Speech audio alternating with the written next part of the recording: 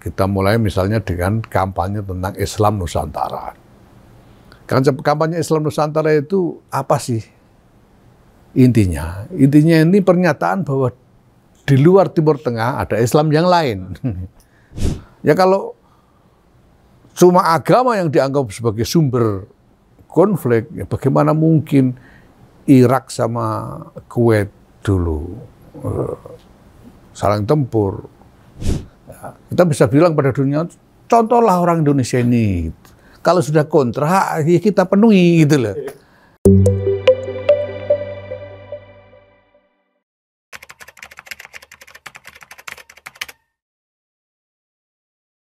Ini sebetulnya bagian dari satu jalan panjang dari pelaksanaan strategi yang telah kita mulai lebih dari 10 tahun yang lalu. Yaitu ketika kita melihat bahwa dinamika global sedemikian buruk dengan meletusnya berbagai konflik di berbagai kawasan dan persis tema yang paling mencolok dari berbagai konflik itu adalah Islam. Memang tidak semuanya terkait dengan Islam. Ada konflik-konflik misalnya di kawasan Eropa Timur, konflik di kawasan Asia yang tidak terkait dengan Islam, tapi sebagian besar yang meletup di dalam dinamika global saat itu adalah konflik-konflik terkait dengan Islam. Lebih-lebih kemudian muncul adanya gerakan-gerakan yang kemudian dikatakan sebagai gerakan-gerakan radikal dan gerakan-gerakan teror dengan label Islam atau dengan latar belakang Islam. Nah, maka para ulama dan para pemikir di lingkungan Nahdlatul Ulama berusaha menggali gagasan-gagasan mengenai strategi apa yang mungkin bisa diterapkan untuk menanggapi masalah dinamika global itu dengan pendekatan dari sudut pandang Islam.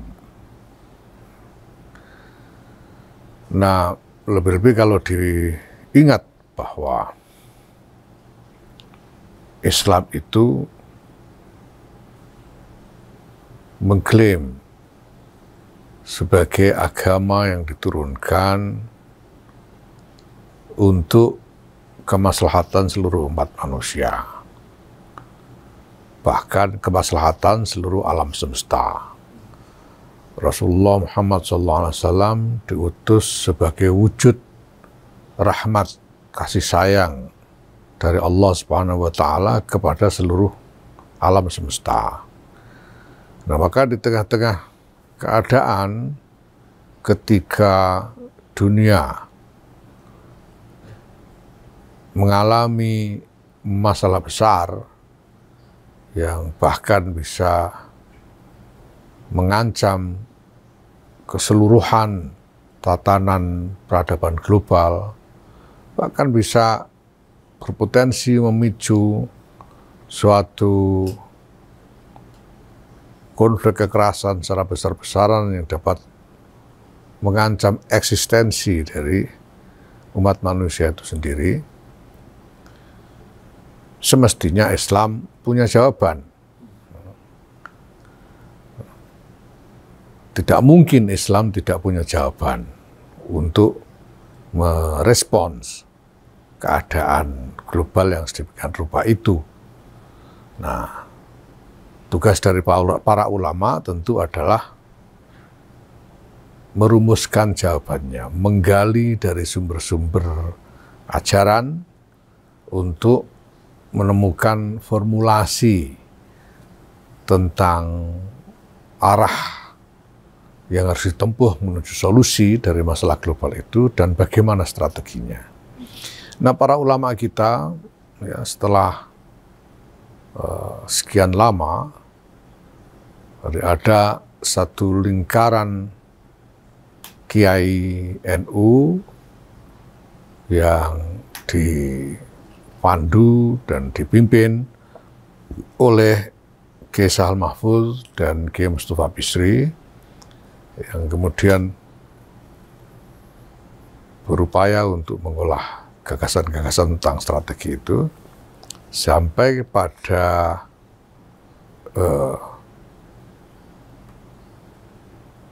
capaian tentang suatu titik terang bahwa kita melihat ada arah yang bisa dituju sebagai solusi dari semua ini.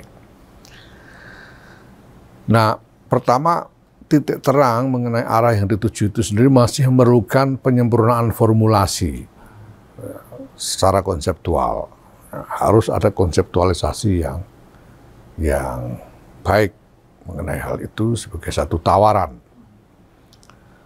Ini yang pertama. Yang kedua, karena ini adalah gagasan-gagasan yang muncul dari lingkungan Nahdlatul Ulama, dari lingkungan umat Islam di Indonesia, kita menghadapi satu tantangan bahwa suara Islam dari Indonesia ya, pada era sekitar sampai dengan era awal-awal tahun 2000-an, ini masih belum cukup diapresiasi oleh dunia, bahkan oleh dunia Islam sendiri.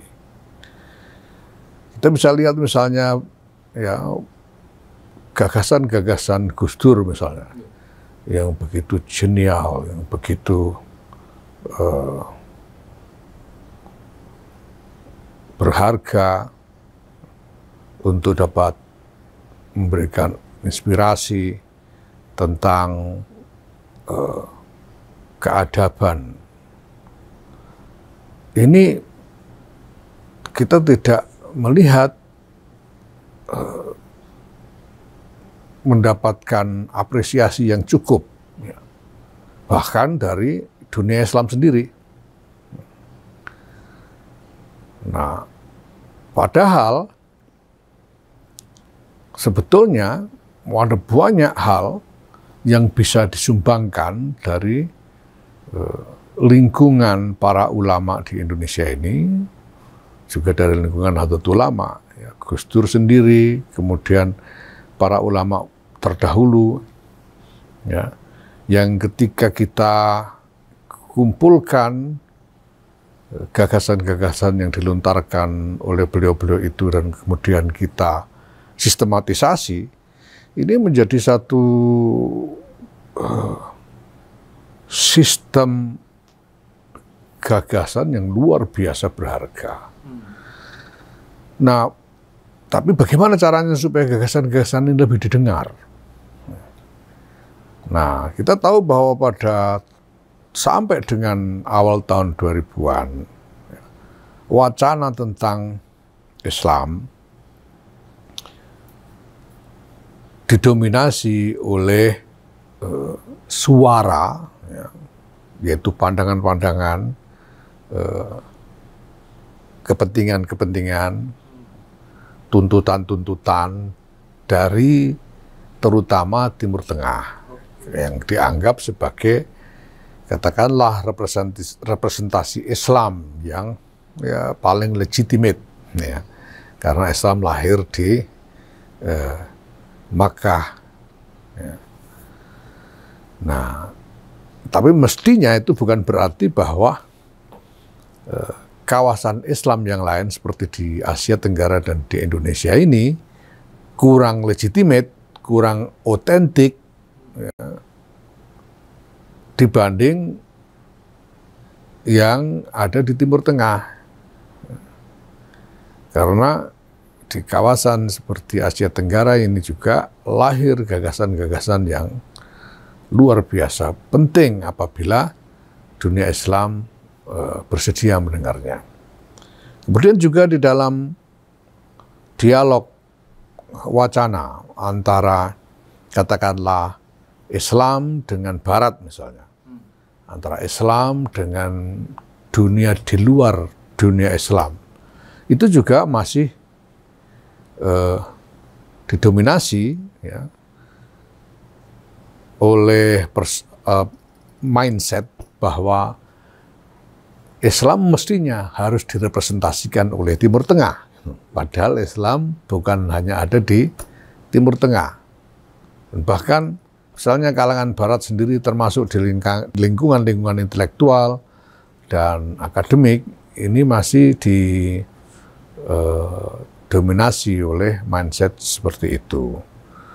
Nah, maka yang pertama-tama kita lakukan adalah kita menggali, dan itu berarti termasuk juga mengumpulkan berbagai macam gagasan yang sudah pernah diinisiasi, dibangun oleh para ulama kita terdahulu, ya, bahkan sejak para ulama klasik kita, sejak zaman Wali Songo, ya, sampai dengan ulama-ulama kita yang belakangan, mulai dari Kiai Hasyim Asy'ari, Kiai Abdul Wahhab Hasbullah, gagasan-gagasan dari Kiai Ahmad Siddiq, dari Kiai Abdurrahman Wahid dan seterusnya, ini kita buka lagi dan kemudian kita sistematisasi karena kita melihat satu benang merah yang tidak terputus.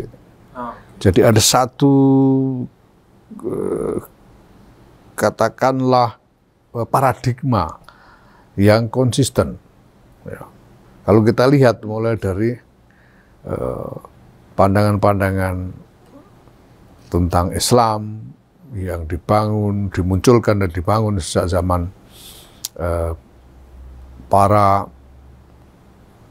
pemimpin dan pendakwah Islam yang awal sampai yang belakangan ini ada konsistensi paradigma. Nah, ini yang kita gali untuk kita sistematisasi. Dan yang kedua, bagaimana kita membangun strategi supaya suara Islam dari Indonesia, suara Islam dari Nahdlatul Ulama, ini lebih diapresiasi di arena global. Supaya gagasan-gagasan yang sebetulnya ada, kita sudah punya, ini dari apa yang kita warisi, dari para ulama kita dari dulu, yang kalau disajikan dengan baik, maka akan menjadi tawaran yang sangat berharga. Ya, tapi realitasnya adalah bahwa suara kita ya, pada masa-masa itu kurang diapresiasi. Nah, maka kita lalu bangun ini semua secara simultan antara pekerjaan melakukan sistematisasi konseptual dari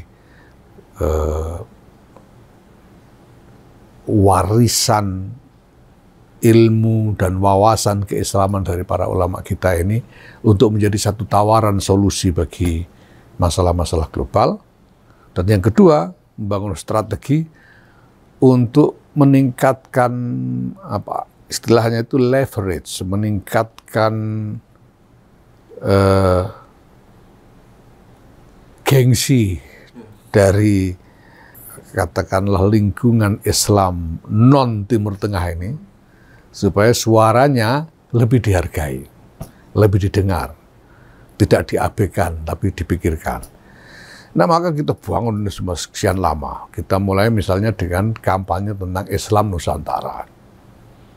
Kampanye Islam Nusantara itu apa sih intinya? Intinya ini pernyataan bahwa di luar Timur Tengah ada Islam yang lain, yaitu yang di sini adalah Islam Nusantara dengan konstruksi yang sebetulnya memiliki perbedaan-perbedaan dengan Timur Tengah, ya, tetapi sama-sama otentik, sama-sama legitimate, sama-sama sahnya, sama-sama berhak didengar. Gitu. Itu yang kita lakukan. Nah, kita masih ingatlah apa yang kita lakukan waktu itu dengan kampanye domestik ya, untuk membangkitkan kesadaran di kalangan umat kita di Indonesia ini tentang bahwa kita ini juga Islam dan tidak harus sama dengan Arab, ya kan? Dan walaupun tidak sama dengan Arab, tidak berarti kita kurang Islam, kan gitu itu kampanye kita secara internal. Dan secara internasional ya itu kampanye domestiknya, kampanye internasional kita lakukan di mana-mana. Kita melakukan engagement dengan media-media internasional, kita melakukan engagement dengan simpul-simpul, baik simpul kebijakan, simpul opini publik, simpul-simpul intelektual dan akademik di seluruh dunia, terutama di Barat. Ya. Nah, sampai kemudian kita berhasil, kita mencapai satu tingkat keberhasilan tertentu sedemikian rupa sehingga kemudian ada semacam arus dari Barat yang telah berhasil kita yakinkan tentang betapa berharganya wawasan yang ditawarkan oleh Islam Nusantara ini. Ya. Dan kemudian Barat mendesak Timur Tengah untuk melihat dan lebih menghargai. Ya. Nah, kita bisa lihat sekarang, saya kira apresiasi Timur Tengah terhadap kita, ya, terhadap Islam di Indonesia, terhadap Nahdlatul Ulama, jelas sangat kentara sekali meningkat, ya sekurang-kurangnya dalam katakanlah 5 tahun terakhir ini, 3 sampai 5 tahun terakhir ini. Terasa sekali meningkat, dan ini apalagi saya sebagai salah satu pelaku di dalam strategi ini, saya rasakan betul dalam berbagai macam engagement ini, apresiasi dari simpul-simpul di Timur Tengah itu meningkat dengan sangat terasa. Kita misalnya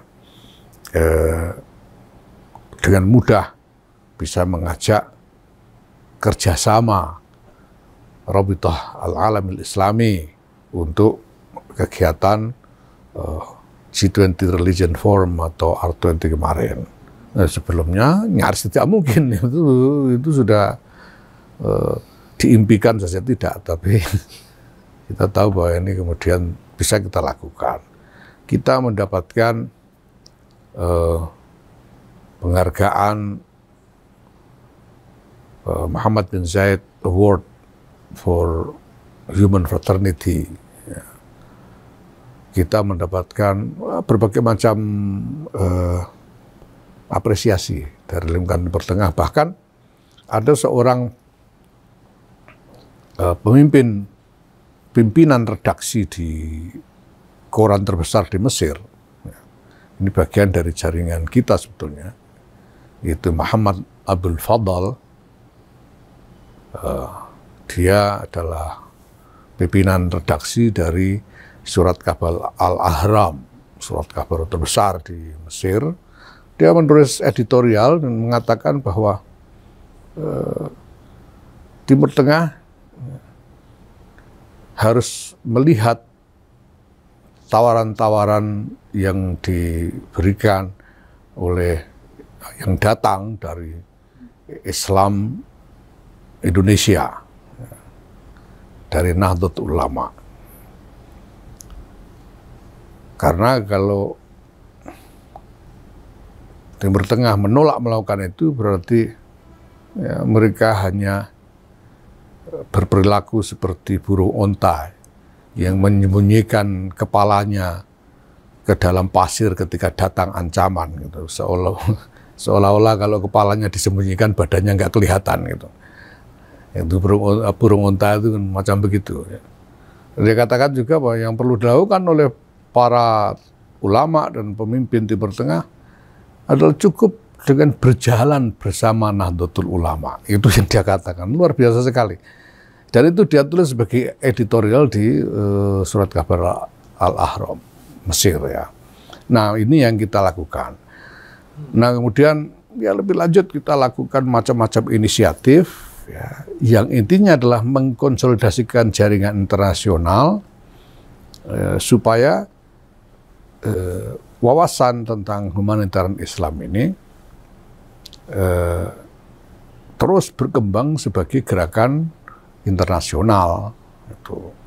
Kita sebetulnya sudah secara inisial, ya, secara awal mendeklarasikan pada tahun 2017 ya, bersama-sama dengan Gerakan Pemuda Ansor waktu itu mendeklarasikan Gerakan Global Humanitarian Islam tahun 2017 itu. Tapi memang secara domestik ya, kita belum banyak melakukan katakanlah manuver untuk mempopulerkan wawasan humanitarian Islam ini. Kita justru lebih banyak melakukan manuver-manuver internasional untuk itu. Sehingga sekarang misalnya secara internasional wacana tentang humanitarian Islam ini sudah diterima dengan sangat baik, sampai-sampai ada satu lingkaran akademisi di Eropa yang dipimpin oleh Profesor Rudiger Lorger dari Universitas Wiener, Austria, menerbitkan buku khusus tentang humanitarian Islam. Jadi ada kajian dari satu lingkaran akademisi di Eropa tentang humanitarian Islam ini, dan mereka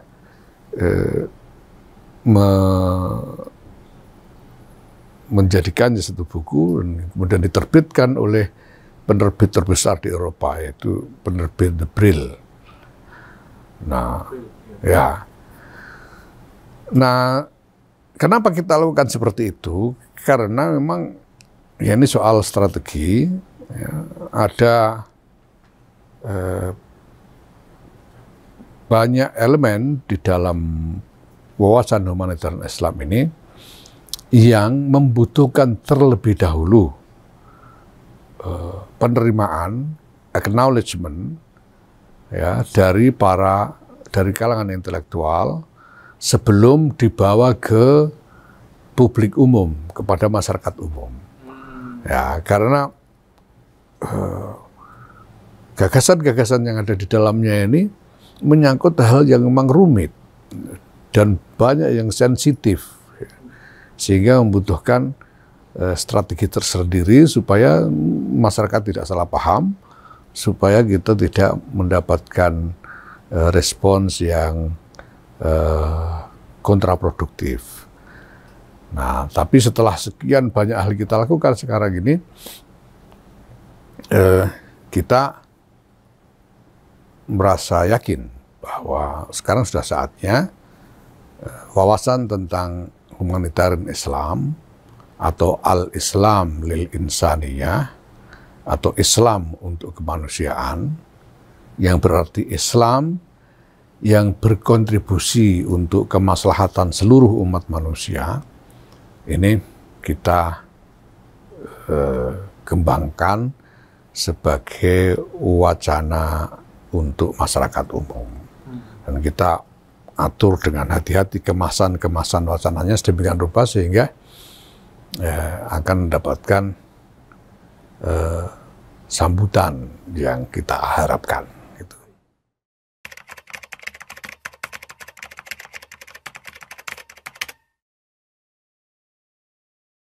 Yang kita tawarkan proses adalah cara untuk memaknai konflik itu, cara untuk mengurai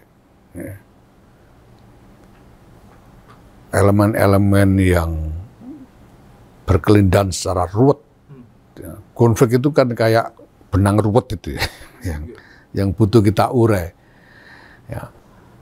Nah, pertama, wawasan humanitarian Islam itu menawarkan cara yang jernih untuk mengurai. Ini konflik ini masalahnya apa saja sih? Ini ada di mana masalahnya ini? Ini kita urai satu persatu dengan jernih. Kalau kita bicara tentang Islam misalnya, apakah memang ada dari arah Islam hal-hal yang menyumbang terjadinya konflik? Kita lihat dengan jernih, ya tanpa segan-segan, tanpa hambatan psikologis, tanpa takut malu. Pokoknya apa yang nyatanya menjadi masalah harus kita urai dengan jernih. Nah itu yang kita lakukan dengan wawasan humanitarian Islam sampai ketemu. Ya. Nah kemudian yang kedua, kalau kita sudah bisa melihat hakikat masalahnya dengan jernih, ya, apa adanya, maka sebetulnya ini hanya tinggal satu langkah saja untuk bisa ketemu dengan arah solusinya. Dan itu yang kita tawarkan, arah solusi itu. Gitu. Nah, bahwa kita masih perlu melakukan pergulatan yang keras ya, supaya keseluruhan dinamika global ini bergerak ke arah solusi, itu jelas. Tapi arah solusi itu, tawaran tentang arah solusi itu sudah kita rumuskan dan kita tawarkan. Nah sekarang tinggal bagaimana gitu. Nah arah solusi itu gimana? Arah solusinya adalah konsensus internasional. Gitu. Karena kita ini sebetulnya namanya perang, ya kalau anak-anak muda mungkin belum kerasa, ya. Saya sendiri masih harus belajar banyak sampai saya menyadari bahwa konflik, perang, pertumpahan darah yang terjadi sehari-hari itu bukan barang baru sebetulnya. Umat manusia itu dari dulu begitu. Bahkan di Quran juga sudah digambarkan gitu. Bagaimana malaikat itu ya katakanlah mempertanyakan ketika Allah Subhanahu wa taala menjadikan Adam sebagai khalifah.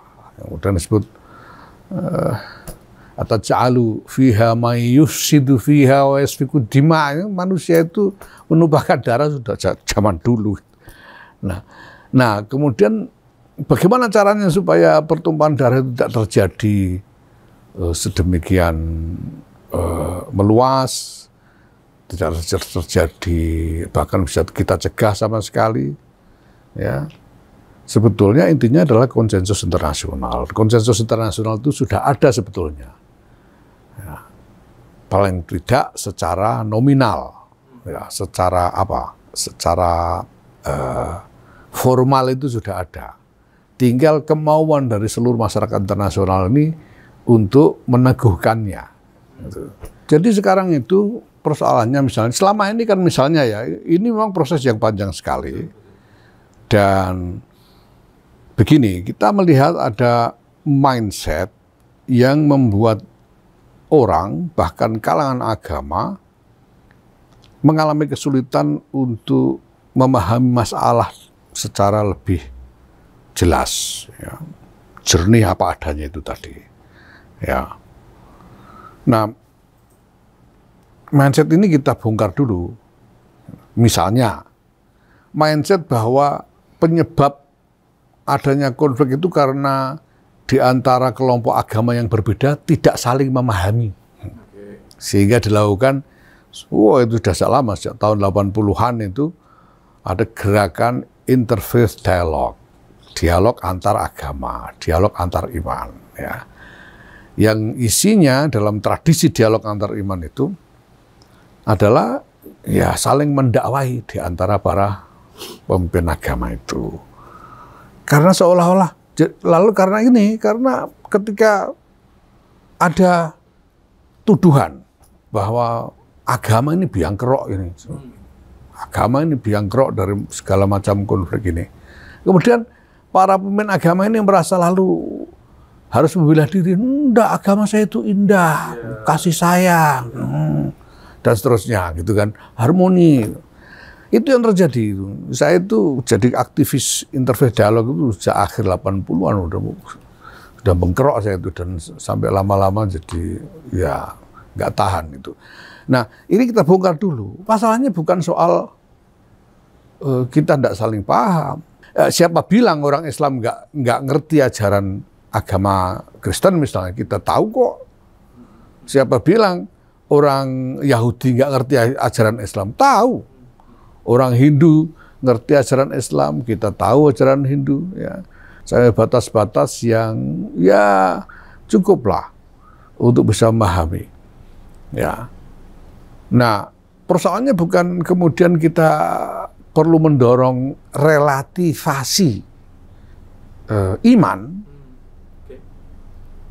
Jadi kalau kita perhatikan itu ya, keseluruhan tradisi tentang kampanye, toleransi dan harmoni itu dibalik itu diam-diam itu ada asumsi bahwa masalah akan terpecahkan kalau kita menganggap iman kita ini relatif lah. Agama lain itu juga ada benarnya. Kita tidak perlu saling. Ini kan, ya apapun juga menurut saya bukan solusi. Tidak bisa dibegitukan. Orang beriman disuruh begitu juga susah. Gitu. Itu kalau kita perhatikan, saya itu ngerti kan, saya juga agamawan. Ya. Saya juga bergaul dengan agamawan. Ya. Jadi omongan di depan orang lain dengan omongan di kalangan internal itu pasti beda. Oh, iya. Iya. Oh, jadi kalau kita omongan dengan ketemu dengan orang dari agama Kristen misalnya, ya kita sama-sama dari warisan Ibrahim, kita bersaudara. Tapi kalau di dalam itu musyrik, nah kan gitu. Dan itu sebetulnya sebaliknya. Itu juga saya temui karena saya juga punya teman-teman dari kalangan Kristen, kalangan Yahudi, sama. Nah kita tidak mau begitu terus, karena kalau itu terus yang dilakukan, kita nggak ketemu jalan keluar. Gitu. Nah ini kita urai dulu. Ya ini yang kita lakukan. R20 itu kan mengurai itu, mengakui ada masalah-masalah apa di dalam belief system dari masing-masing agama. Kalau kita bicara tentang Islam, yang Rabi Yahudi bicara tentang Yahudi, yang Kristen bicara tentang Kristen, dan seterusnya. Nah supaya apa kita tahu, lalu masalahnya di mana ini? Gitu. Supaya kita sebagai orang beriman, terutama, dan juga seluruh dunia tahu, bahwa kita ini bukan biang kerok agama ini. Biang keroknya itu apa? Biang keroknya itu adalah konstruksi peradaban yang membiarkan terjadinya permusuhan di antara identitas yang berbeda. Ya, orang itu saling tempur, saling bunuh kan bukan cuma soal agama. Saling bunuh soal beda suku, saling bunuh soal beda negara. Ya kalau cuma agama yang dianggap sebagai sumber konflik, ya bagaimana mungkin Irak sama Kuwait dulu saling tempur, ya. Itu sama-sama Sunni. Kalau Irak sama Iran mungkin udah yang satunya Syiah, begitu. Irak sama Kuwait. Ya. Sekarang lihat apa yang terjadi antara Maroko dengan Aljazair, misalnya. Ya sama-sama Islam, sama-sama Sunni. Jadi bukan cuma soal itu. Nah sekarang masalahnya kemudian ada di mana? Masalahnya adalah bahwa para aktor internasional ini masih belum beroperasi berdasarkan kesepakatan mengenai aturan main. Ya, perbedaan itu sesuatu yang tidak mungkin dihilangkan. Ya, perbenturan kepentingan itu juga niscaya. Nah, cuma bagaimana aturan mainnya supaya kita tidak awur-awuran, tidak asal saling tubruk, tidak asal saling bunuh. Nah, aturan main itu dibangun melalui konsensus toh, aturan main bersama itu dibangun melalui konsensus. Nah, kemudian kita lihat apakah kita perlu membangun konsensus baru atau bagaimana? Ternyata konsensus sudah ada, yaitu piagam PBB. Itu sudah ada konsensus. Nah, sekarang tinggal bagaimana aktor-aktor internasional ini punya kemauan untuk meneguhkan prinsip-prinsip di dalam piagam PBB itu. Sekarang orang punya banyak kritik terhadap organisasi PBB. Ya, betul. Tidak efektif, double standard, ini, itu, dan lain sebagainya. Tapi mari kita bedakan antara piagam PBB sebagai konsensus internasional dengan organisasi PBB sebagai perwujudan struktural dari konsensus itu. Ya. Karena konsensus ini sebetulnya sangat berharga. Ya, dan ini lahir dari pengorbanan yang tragedi kemanusiaan yang luar biasa besar. Ini sangat berharga dan isinya juga memang sungguh-sungguh mulia. Ya, karena sekurang-kurangnya ada dua hal fundamental di situ, yaitu mengenai kesetaraan martabat di antara sesama manusia, di antara semua bangsa, dan tentang batas-batas kedaulatan yang definitif yang tidak boleh diterabas, tidak boleh dilanggar oleh pihak lain. Nah, bahwa kemudian organisasi PBB-nya ini memerlukan perbaikan-perbaikan, mungkin perlu disusun ulang dan lain sebagainya, ya kita lakukan tawar-menawar nanti gitu. Tapi ini dulu nih, ini yang kita masih sedang perjuangkan supaya ada re-acknowledgement, ada pengakuan kembali secara substansial, secara tulus ya, dan sungguh-sungguh terhadap konsensus internasional yang sudah pernah dicapai itu. Nah, ini sekarang kita sudah pada titik itu. Wacana tentang humanitarian Islam ini akan secara keseluruhan akan memberikan semacam guideline, semacam panduan untuk bisa menapak alur mulai dari mindset yang tidak produktif, yang salah ini dibongkar, dijernihkan, kemudian sampai pada pengakuan tentang arah solusi yang memang menurut keyakinan kita ya nggak ada alternatif yang lain. Dan semua ini datang dari sistem keyakinan Islam, dari ajaran-ajaran Islam. Ya, karena Islam mengajarkan kita untuk bertindak jujur. Islam mengajarkan kepada kita untuk menyatakan yang benar walaupun pahit. Ya, Islam mengajarkan kita untuk menolak kepalsuan-kepalsuan dan seterusnya. Nah, ini yang kita lakukan. Karena begini ya, di antara yang menjadi inspirasi penting untuk humanitarian Islam ini adalah pengalaman Indonesia sendiri. Indonesia ini isinya macam-macam. Islam aja, kalangan Islam aja di Indonesia ini macam-macam.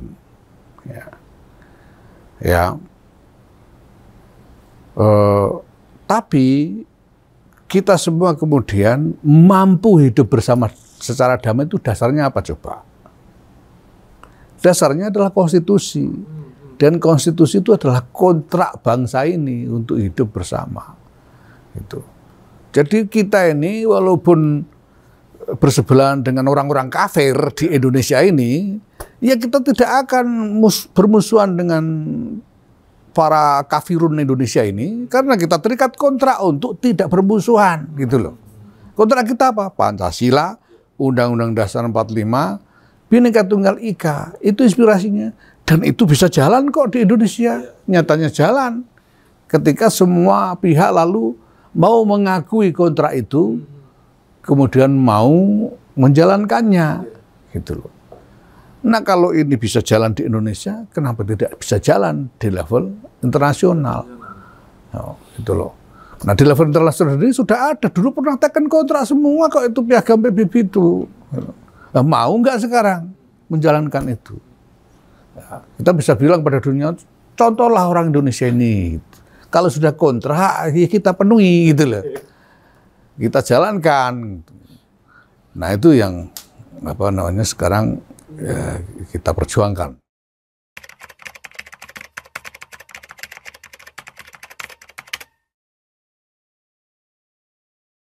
Ya kan sama sekarang. Ada sebagian orang di Indonesia ini yang karena ya sekian generasi kok melarat terus gitu loh. Sementara yang lain tuh kok kaya terus itu. Terus dicari cara, oh dia kafir ternyata. Nah, lalu dia gunakan Islam sebagai alat politik untuk itu. Biasa terjadi di mana-mana. Tapi kalau secara umum seluruh masyarakat itu mau mengakui kontrak itu, ya ini bisa jalan. Dan masyarakat yang dominan yang mau mengakui kontrak itu akan menekan supaya mereka yang nakal-nakal ini bisa dikendalikan, kan gitu. Nah itu yang kita ingin jalankan di Indonesia dari dulu kita ini juga lewat pakai perang saudara segala toh dulu itu, ya pakai macam-macam lah kita sejarah kita ini sampai pada titik kita semua sekarang menyadari dan mau terima. Kita punya kontrak bangsa dan ini harus dipenuhi. Kalau soal hisab dan ru'yah sampai kapan juga repot kita mau nyari titik temunya toh. Tapi karena kita kontrak sudah. Sekarang soal bagaimana menyebut Tuhan aja orang beda-beda. Sesama orang NU aja beda-beda. Nah, tapi karena kita punya kontrak, kita penuhi kontraknya. Dan masyarakat internasional juga begitu. Sudah pasti, ya ndak usah ngomong lagi kalau perbedaan kepentingan ekonomi dan lain-lain. Ndak usah ngomong, memang iya gitu. Tapi perbedaan kepentingan itu mau diatasi dengan cara apa? Kita mau bunuh-bunuhan sampai nunggu ada yang habis duluan, atau perbedaan ini kita kelola dengan cara yang lebih beradab, ya, tanpa kekerasan, ya, tapi dengan kesepakatan, dengan saling berbagi dan lain sebagainya. Nah itu yang kita perjuangkan ke depan. Uang kontraknya itu sudah ada loh, gitu. Tinggal kita buka mata seluruh dunia. Tidak ada jalan lain selain memenuhi kontrak ini, gitu. Karena kalau tidak, apa kita mau nunggu apa? Kontrak yang kemudian dituangkan di dalam piagam PBB itu lahir dari tragedi kemanusiaan besar-besaran, luar biasa. Perang Dunia Pertama itu korbannya itu baik yang kombatan maupun non-kombatan itu sampai 21 juta. Dan itu belum pernah ada perang korbannya sebegitu besar. Unprecedented. Perang Dunia Kedua itu tahu berapa? Menurut estimasi yang paling yang paling katakanlah paling longgar, itu tidak kurang dari 85 juta korbannya. Nah kita mau nunggu ada berapa miliar orang mati sebelum bikin konsensus baru gitu loh. Apakah itu kurang mahal itu? Piagam PBB itu gitu loh. Nah mari kita kembali ke situ untuk mencegah saling menghancurkan yang dengan keadaan globalisasi seperti ini, dengan kemajuan teknologi militer seperti ini, bisa-bisa tidak ada yang selamat kalau kita biarkan konflik besar terjadi. Ini kan bukan perjuangan setahun, 2 tahun, 5 tahun, 10 tahun. Ini kan wawasan yang diwariskan oleh para pendahulu kita sejak lama. Apa yang dilakukan oleh Wali Songo itu sebetulnya? Wali Songo itu memperkenalkan Islam mengajak orang menerima Islam tanpa memusuhi mereka yang tidak mau. Kan itu yang terjadi. Ini juga yang kemudian diajarkan oleh para ulama pendahulu kita, bahwa kita bisa beda, tapi kita harus bersama, gitu. Dan ini saya bisa bayangkan bahwa para ulama Nahdlatul Ulama ini menerima Negara Kesatuan Republik Indonesia berdasarkan Undang-Undang Dasar 1945, Pancasila, dan Persendikan Bhinneka Tunggal Ika ini sebagai konstruksi sosial politik yang sah menurut syariat. Sedemikian rupa sampai-sampai Kiai Muhammad Hasyim Asy'ari, Allahyarham, menfatwakan perang sabil untuk membela Negara Kesatuan Republik Indonesia, untuk membela proklamasi. Ini unprecedented, ini ijtihad baru, membela satu negara yang bukan negara Islam ini bukan khilafah, Negara Kesatuan Republik Indonesia. Dasarnya Pancasila UUD 45. Tapi dibela dengan perang sabil. Dengan janji kalau mati, syahid. Itu luar biasa, ijtihad luar biasa itu. Itu warisan kita. Ya. Nah ini yang kita angkat. Ya. Sampai kepada, kalau kemarin itu tahun 2019 itu ada Paus Fransiskus dan Syekh Ahmad Thayyib menandatangani piagam persaudaraan kemanusiaan, ya.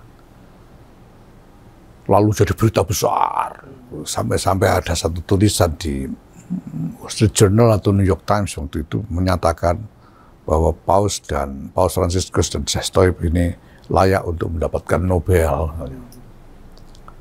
Itu 2019, gitu loh. Nah, orang NU ini masih ingat betul tahun 1984 itu Kiai Ahmad Siddiq sudah menyediakan satu kerangka teologi, satu kerangka keagamaan mengenai ukhuwah basyariah. Bahwa umat Islam ini tidak hanya terikat ukhuwah Islamiyah atau ukhuwah watoniyah untuk bangsa Indonesia, tapi juga ukhuwah basyariah 1984 gitu loh.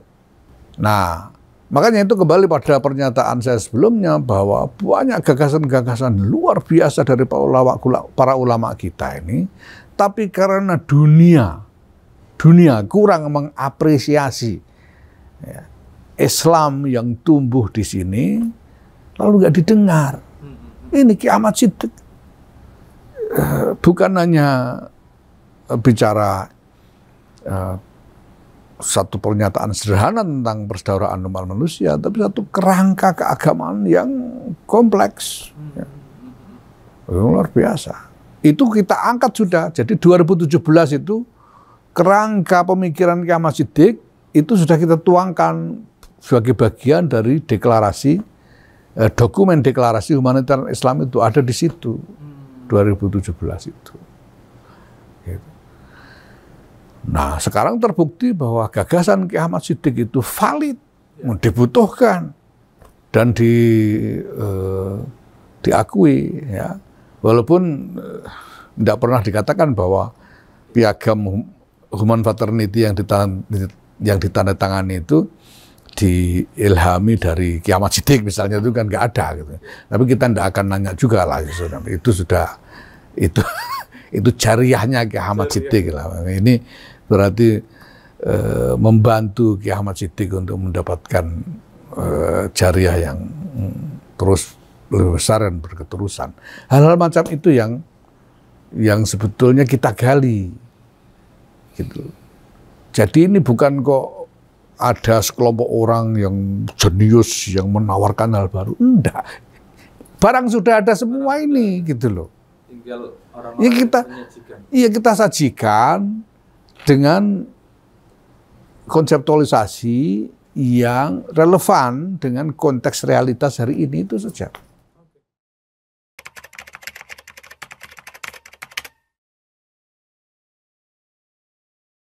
Yang pertama-tama kita harapkan sebetulnya adalah bahwa kita nanti akan mampu mendorong berkembangnya wacana ini terutama di kalangan para akademisi dan intelektual, ya, supaya nanti akan lahir berbagai macam gagasan yang bisa melengkapi, ya. Dan dengan cara itu juga lah nanti wawasan tentang humanitarian Islam ini juga akan mulai ditangkap oleh masyarakat umum, ya. Kalau untuk Indonesia nih sebetulnya ya masyarakat kita ini nggak terlalu butuh sebetulnya.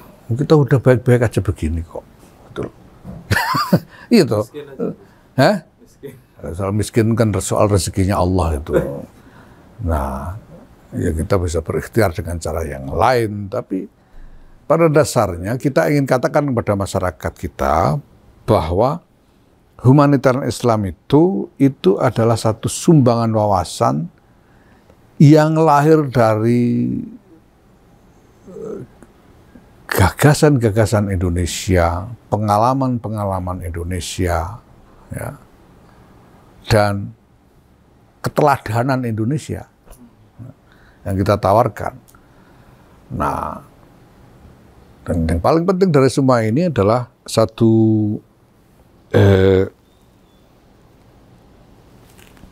wawasan fundamental yang harus kita tegakkan sungguh bahwa Islam ini dihadirkan oleh Allah Subhanahu wa taala untuk kemaslahatan semesta, untuk kemaslahatan sesama seluruh umat manusia. Itu. Nah, bagaimana kita mematerialisasi, ya, wawasan ini di dalam kehidupan masyarakat kita, baik secara domestik dalam negeri maupun secara internasional. Nah, kenapa kok dulu ada perang atas nama agama dan lain sebagainya? Karena konstruksi sosial politik, ya, karena konteks realitas politik. Kalau kita mau bersepakat, kita sebetulnya tidak perlu perang. Lihat yang dilakukan oleh Rasulullah Muhammad SAW begitu sampai di Madinah, beliau kumpulkan semua puak yang ada di situ. Ada 2 kabilah Yahudi, ada 2 kabilah pribumi Madinah, yaitu Aus dan Khazraj, ya. Dan ada Muhajirin. Kemudian diajak membuat kontrak yang kemudian disebut sebagai Piagam Madinah itu, gitu loh. Jadi kalau misalnya semua elemen yang waktu itu oleh Rasulullah diajak untuk berkontrak itu mau setia kepada kontrak, tidak akan terjadi apa-apa. Gitu. Lah, tapi kalau nggak mau, ya memang nggak ada jalan lain. Lalu kalau dikontrak untuk hidup berdampingan dengan damai itu tidak diterima, memang alternatifnya apa? Ya saling hancur, saling pukul satu sama lain sampai salah satu habis. Dan itu terjadi dalam sejarah peradaban manusia beribu-ribu tahun. Sudah berapa saja etnik yang musnah gara-gara ditumpas oleh etnik yang lain sepanjang sejarah umat manusia ini. Itu. Nah, maka ya yang kita harapkan dari upaya kita ini, pertama, kemudian para akademisi dan para intelektual ini kemudian melihat ini sebagai satu tawaran yang kita yakini akan lebih produktif untuk dikembangkan di dalam percakapan di lingkungan akademik dan intelektual yang nanti pada gilirannya pasti akan membawa pengaruh kepada masyarakat yang lebih luas, karena para akademisi, para intelektual, para ulama itu adalah juga pemimpin-pemimpin opini di dalam masyarakat. Nah, secara umum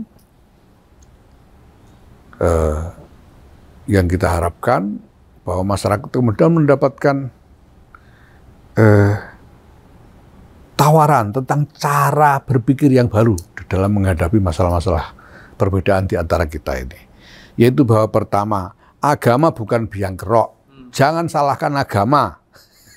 Agama ini bukan biang kerok. Ada masalah tapi bukan cuma agama masalahnya gitu. Ada masalah-masalah lain yang semuanya harus dilihat dan tidak hanya semua tanggung jawab tentang masalah ini ditimpakan kepada agama saja. Ya. Kemudian bahwa harus ada cara memahami agama sedemikian rupa secara kontekstual supaya umat beragama ini terus mampu hidup berdampingan dengan mereka yang berbeda dan tidak menjadikan agama sebagai senjata untuk menyerang pihak lain. Seringkali kan gitu, nyarinya jabatan ngomongnya agama, nyarinya duit ngomongnya agama, itu biasa dari dulu. Nah, ini harus kita hentikan. Ya, hanya untuk menyerang pihak lain, untuk menghancurkan pihak lain, ini harus dihentikan. Yang ketiga, bahwa mari kita junjung tinggi kesepakatan kita, konsensus kita sebagai kontrak, ya, supaya kita tetap mampu mempertahankan kerukunan dan harmoni, persatuan, kesatuan bangsa, dan kita tawarkan solusi Indonesia ini kepada dunia.